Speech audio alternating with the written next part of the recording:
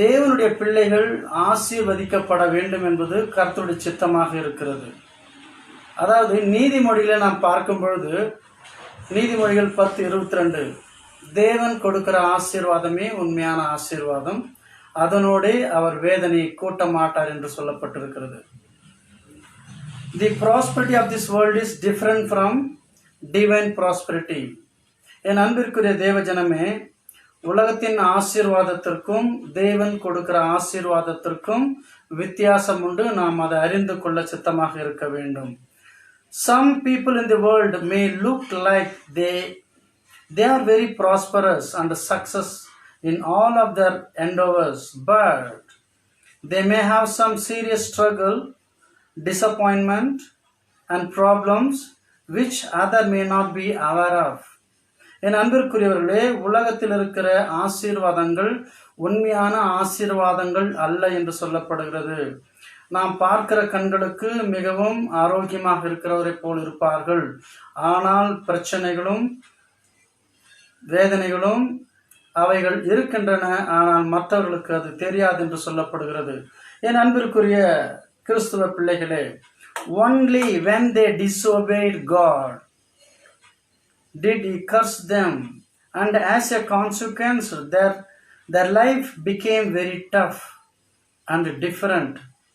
When Adam and Eve disobeyed God and followed the advice of Satan, they fell from the grace of God and the curse of Satan, which includes sickness, pain, sorrow, disappointment, weakness, fear, doubt, worry and death and poverty and etc.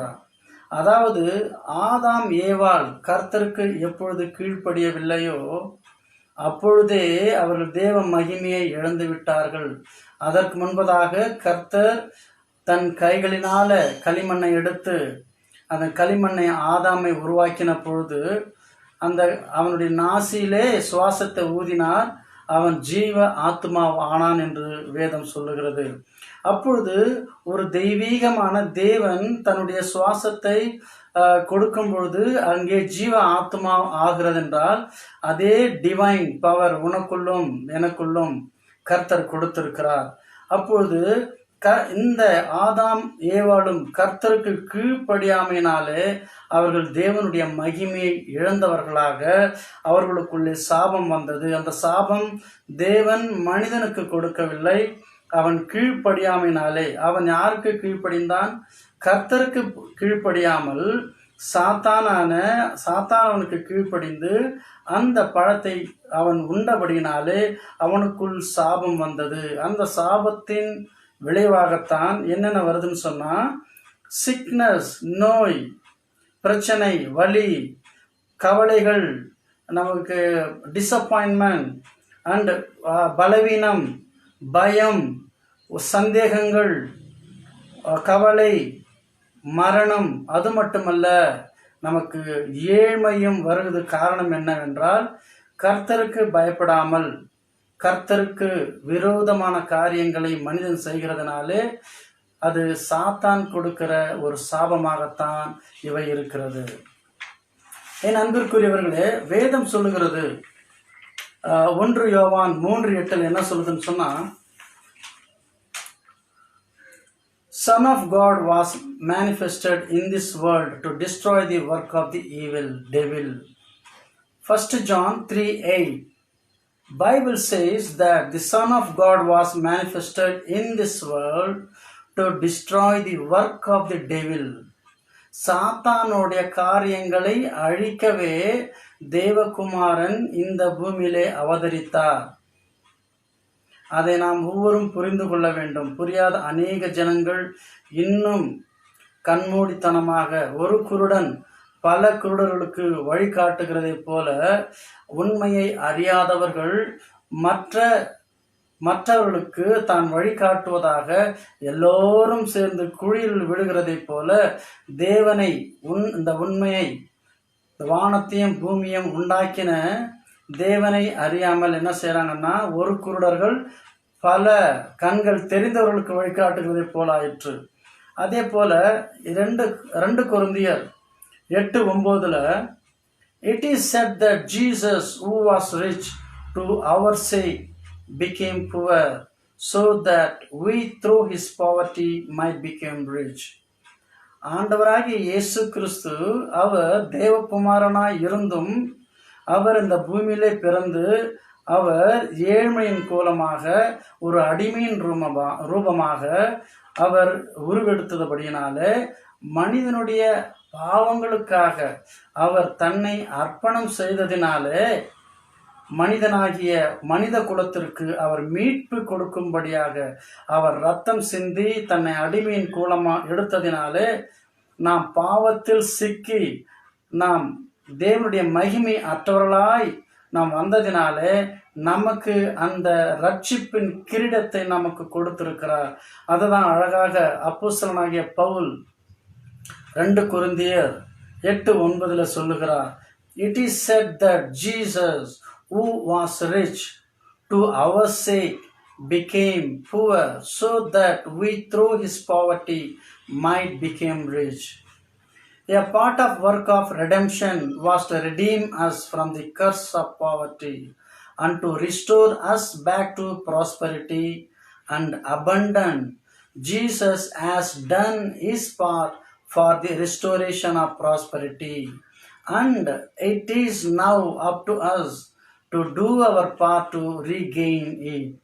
ஆண்டவராகிய இயேசு கிறிஸ்து அவர் உயிர் தெழுந்ததினாலே நாம் இழந்த எல்லா மகிமையும் நாம் ஆதாமினாலே இழந்த முதலாவது ஆதாமாகிய ஆதாம் செய்த பாவத்தினால் தேவனுடைய மகிமையை இழந்த மனித குலம் இயேசு கிறிஸ்துவின் உயிர் தெழுதலினாலே நாம் அந்த இழந்த அந்த மகிமையை பெற்றுக்கொள்ளும்படி நமக்கு ரட்சிப்பின் கிரீடத்தை கொடுத்திருக்கிறார். ஆகையினாலே அந்த இயேசு கிறிஸ்துவை தேவகுமாரனான இயேசு கிறிஸ்துவை ஏற்றுக்கொள்ளும் பொழுது நமக்கு மீண்டும் ஒரு வாய்ப்பை கர்த்தர் கொடுத்திருக்கிறார். என்ன என்று சொல்லாம், தன்னுடைய குமாரனை அறிந்து கொண்டதினாலே அவரை ஏற்றுக்கொண்டால் அவரை அறிய முடியும். இயேசு கிறிஸ்துவை ஒருவன் அறியவில்லை என்றால் இந்த உலகத்தை உண்டாக்கின தேவனை நாம் அறிய முடியாது என்று கர்த்தருடைய வார்த்தை சொல்லுகிறது. அன்புக்குரியவர்களே, அதாவது நாம் இன்று பேச எடுத்துக்கொண்டதான தெய்வீக செழிப்பு, அதாவது ஒவ்வொரு முக்கியமான காரியங்கள், ஒரு பிறந்த நாள், ஒரு முக்கியமான காரியம் வரும்பொழுது prosperous, happy new year and prosperous என்று சொல்லுகிறோம். ஒவ்வொரு மனுஷனும் ஒவ்வொரு புத்தாண்டு வரும்பொழுது, ஒரு முக்கிய நாள் வரும்பொழுது, ஒரு பிறந்த நாளோ ஒரு முக்கியமான காரியம் வரும்பொழுது என்ன சொல்கிறோம் என்றால் ப்ராஸ்பரஸ் என்றால் செழுமை. அந்த செழுமை என்ன என்றால் கர்த்தர் நமக்கு சொல்லுகிற ஒரு காரியமானது ஆதியாகமம் 13:2. ஹல்லேலூயா.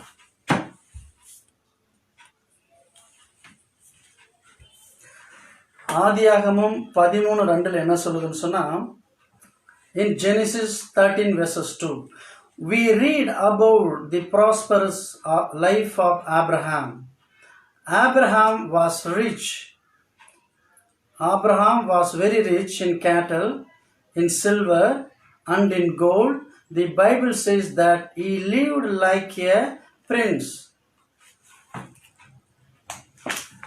என்னோடு கூட சேர்ந்து நீங்களும் வேதத்தை வாசிக்க விரும்பினால், கர்த்தருடைய செழிப்பு தேவன் ஆபிரகாமுக்கு எப்படி கொடுத்தார் என்பதை நாம் பார்க்கும்போது, நாம் கர்த்தருடைய செழிப்பை எப்படி பெற்றுக்கொள்ளலாம், அந்த ஒரு ப்ராமிஸ் நமக்கு கொடுத்திருக்கிறார் என்பதை நாம் அறிந்து கொள்ள முடியும். ஆபிரகாம் மிருக ஜீவன்களிலும் வெள்ளியும் பொன்னுமான ஆஸ்திகளை உடைய சீமானாயிருந்தான். பார்க்கும்போது அவன் கர்த்தருக்கு கீழ்ப்படிந்ததினாலே கர்த்தர் அவனை அப்படியாக ஆசீர்வதிக்கிறார். அவர் ஒரு சீமானா இருந்தானாம். ஏனெனில் கர்த்தருக்கு அவன் பயப்படான், கீழ்ப்படிந்தான். கர்த்தருக்கு கீழ்ப்படியும் போது he obeyed God. ஆபிரகாம் கர்த்தருக்கு கீழ்ப்படிந்தான். ஆகையினாலே கர்த்தரால் ஆசீர்வதிக்கப்பட்டதினாலே ஆபிரகாம் அந்த காலத்திலே ஒரு ராஜாவை போல அவன் ஆசீர்வாதமாய் வாழ்ந்தான் என்று பார்க்கப்படுகிறது. அது மாத்திரமல்ல, அவனுடைய சந்ததி ஈசாக், ஐசாக் அண்ட் ஜாக்கப் இவர்களும் தன்னுடைய சந்ததியானது இவன் கர்த்தருக்கு கீழ்ப்படிந்து அவருக்கு பயந்து நடந்ததினாலே ஆபிரகாமை மட்டும் அவர் வாழ்த்தவில்லை, ஆபிரகாமுக்கு மட்டும் அவர் செழிப்பை தரவில்லை, அவருடைய பிள்ளையின் பிள்ளைக்கும் அவருடைய சந்ததிக்கும் கர்த்தர் ஆசீர்வாதத்தை கொடுத்திருக்கிறார். நீங்க ஆதியாகமம் 26:12 முதல் 14 வரை வாசிக்கும் பொழுது நீங்கள் கர்த்தர் கொடுத்த ஆசீர்வாதத்தை நீங்கள் படிக்கலாம். 26:12 முதல் 14. Genesis 26 chapter 26 12 to 14. God proposed Isaac and made him very great. When he sowed in the field, he had 100-fold return, and he also had a possession of herds, flocks, and a great store of servants. அதை நாம் தமிழில் வாசிக்கும் போது, ஈசாக்கு அந்த தேசத்தில் விதைத்தான், கர்த்தர் அவனை ஆசீர்வதித்ததினால் அந்த வருஷத்தில் 100 மடங்கு பலனடைந்தான். என் அன்பிற்குரியவர்களே, அநேகர் விதைக்கிறார்கள், அறுக்க முடியவில்லை. காரணம், அநேக காரணங்கள் உண்டு. ஆனால் ஒரு மனிதன் கர்த்தருக்கு கீழ்ப்படிந்து அவருடைய வார்த்தைக்கு செவி கொடுக்கும் பொழுது கர்த்தர் இவ்வளவாய் 100 மடங்கு பலன் அடைந்தான் என்று பார்க்கப்படுகிறது. சிலர் விதைக்கிறார்கள், விதைத்ததற்கும் பலன் அற்றவர்களாக இருக்கிறார்கள். ஆனால் ஒருவன் கர்த்தருக்கு பயந்து கீழ்ப்படிந்து அவர் வழிகளில் நடக்கும் பொழுது என்ன நடக்குது என்று சொன்னால், 100 மடங்கை கர்த்தர் அவருக்கு பயப்படுகிறவருக்கு ஆசீர்வதிக்கிறார் என்று கர்த்தர் சொல்லுகிறார். ஈசாக்கு அந்த தேசத்தில் விதைத்தான், கர்த்தர் அவனை ஆசீர்வதித்ததினாலே அந்த வருஷத்தில் 100 மடங்கு பலன் அடைந்தான் என்று பார்க்கிறோம். அது மாத்திரமல்ல, ஜெனிசிஸ் ஆதியாகமம் 30:30 என்ன என்று இருக்கிறது என்று பார்க்கும்போது, concerning Jacob, the Bible says that the little he had increased into a multitude, and God had blessed him with a great heritage. 30:30 ஆதியாகமம் 30வது அதிகாரம் 30வது வசனம். நான் வரும் முன்னே உனக்கு இருந்தது கொஞ்சம், நான் வந்த பின் கர்த்தர் உம்மை ஆசீர்வதித்ததினால் அது மிகவும் பெருகியிருக்கிறது. அதாவது, நான் வருவதற்கு முன், அதாவது யோசேப்பானவன் கர்த்தருடைய பிள்ளை இல்லாத போது உலகத்தானுடைய ஆசீர்வாதம் இப்படி இருக்கிறது. கர்த்தருடைய பிள்ளை அந்த காரியத்தில் இறங்கும் பொழுது எப்படி அதை தான் சொல்லுகிறான், நான் வரும் முன்னே உனக்கு இருந்தது கொஞ்சம், நான் வந்த பின் கர்த்தர், அவன் அல்ல, அங்கே கர்த்தருடைய ஆசீர்வாதம் வந்திருக்கிறது. ஏனென்றால் கர்த்தருடைய மகன் அவன் செல்கிற இடமெல்லாம் கர்த்தர் அவனை ஆசீர்வதிக்கிறார். நான் வரும் முன்னே உனக்கு இருந்தது கொஞ்சம். ஆகையால கர்த்தருக்கு கீழ்ப்படுகிற என் அன்பு ஜனமே, நாம உலகத்தில் எதையோ தேடி ஓடிக்கொண்டிருக்கிறோம். நம்ம கர்த்தருடைய நோக்கம் நம்மேல் வேறவா இருக்கிறது. ஆனால் நாம் நம்முடைய யோசனைகள், நம்முடைய ஆசைகள், நம்முடைய விருப்பங்கள் கர்த்தருக்கு எதிர்மறையாக இருக்கிறதுனால கர்த்தர் அவரை பார்க்காத மனிதனை கர்த்தர் எப்படி ஆசீர்வதிக்க முடியும்? கர்த்தருடைய ஆசீர்வாதத்தை நாம் பெற்றுக்கொள்ள வேண்டுமானால் முதலாவது தேவனுடைய ராஜ்யத்தை தேடுகிற ஒரு ஞானமுள்ள மக்களாக இருக்க வேண்டும். அதே போல ஆதியாகமம் 39:39 2 முதல் 3வது வசனத்தில் என்ன சொல்லுகிறது என்றால், கர்த்தர் யோசேப்போடே இருந்தார், அவன் காரிய சித்தியுள்ளவனானான், அவன் எகிப்தியனாகிய தன் எஜமானுடைய வீட்டிலே இருந்தான். கர்த்தர் அவனோடு இருக்கிறார் என்றும் அவன் செய்கிற யாவையும் கர்த்தர் வாய்க்க பண்ணுகிறார் என்றும் அவன் எஜமான் கண்டு. என் அன்பிற்குரியவர்களே, இதுதான் உண்மையான ஆசீர்வாதம். நம்ம கர்த்தரோடு இருக்கும்பொழுது நாம் இருக்கிற இடத்துல கர்த்தர் நம்மை ஆசீர்வதிக்கிறதுனாலே அவருடைய நாமம் மகிமைப்படுகிறது. அதைத்தான் இங்கிலீஷ்ல the lord was with Joseph and he became a successful man, and he was in the house of his Egyptian master. His master saw that the Lord was with him, and that the Lord caused all that he did to succeed in his hands. அதாவது கர்த்தர் யோசேப்பில் இருந்ததினால தான் ஆசீர்வாதங்கள் அவன் சென்ற இடத்துல அவனுடைய எஜமானுக்கு அப்படியான ஆசீர்வாதங்கள் இருக்கிறது. அதே போலதான் என் அன்பிற்குரியவர்களே, நாம் நம்முடைய குடும்பத்தை கர்த்தர் ஆசீர்வதிப்பார். எப்போன்னு சொன்னா கர்த்தருக்கு பயப்படுகிறதுனால இவ்விதமாக ஆசீர்வதிக்கப்படுவான். அவன் 30, 100, 60, 30 கர்த்தர் அவனை ஆசீர்வதிப்பார் என்று நம் கர்த்தர் சொல்லுகிறார். இன்றைய காலகட்டத்தில் உலகமே கவலையோடு இருக்கிற காரியம் என்று சொன்னால் லாக்டவுன். இந்த உலகத்திலே எல்லா குடிமக்களும் தன்னுடைய இயல்பான வாழ்க்கையை விட்டு மிகவும் எதிர்பாராத விதமாக ஒரு கவலையோடும் கஷ்டத்தோடும் நஷ்டத்தோடும் தன்னுடைய வாழ்க்கை முன்னாடி எப்படி இருக்க போகிறது என்று தெரியாம மிகவும் கவலையோடும் கண்ணீரோடும் இருக்கிறார்கள்.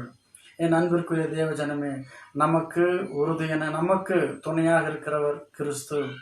அவரை நோக்கி நாம் பார்க்கும் பொழுது அநேக ஆசீர்வாதத்தை நாம் பெற்றுக்கொள்ள முடியும்.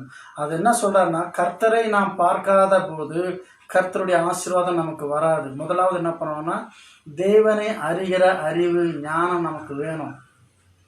இதான் முதல்ல சொன்னேன் இல்லைங்களா, ஒரு கண்ணு தெரியாத ஒரு குருடன் யாருக்கு வழி காட்ட முடியாது.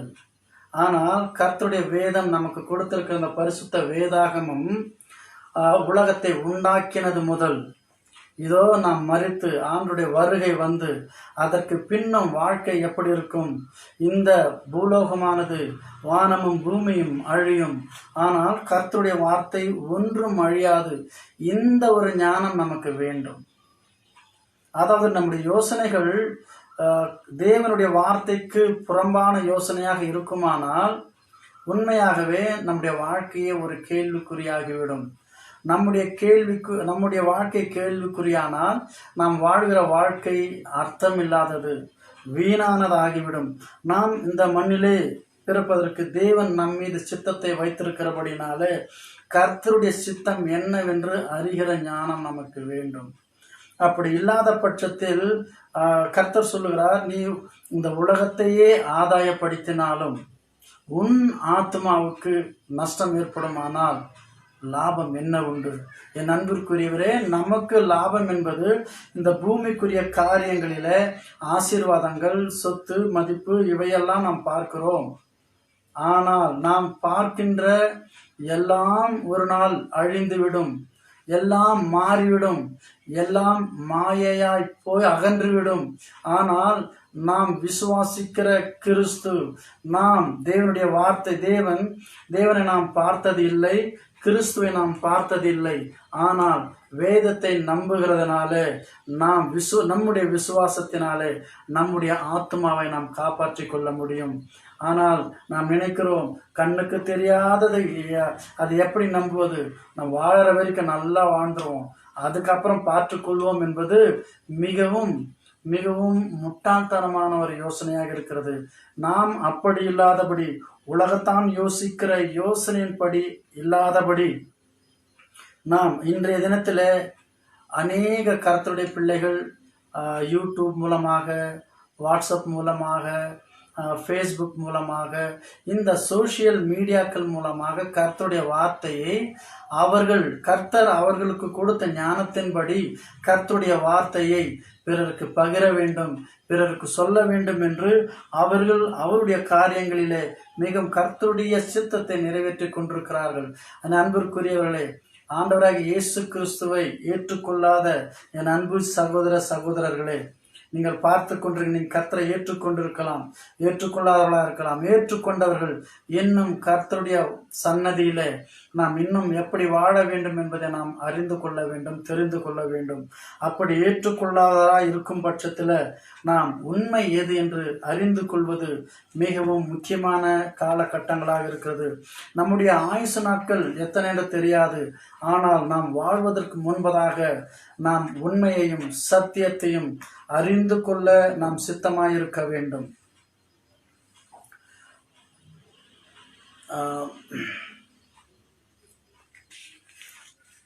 ஹல்லேலூயா.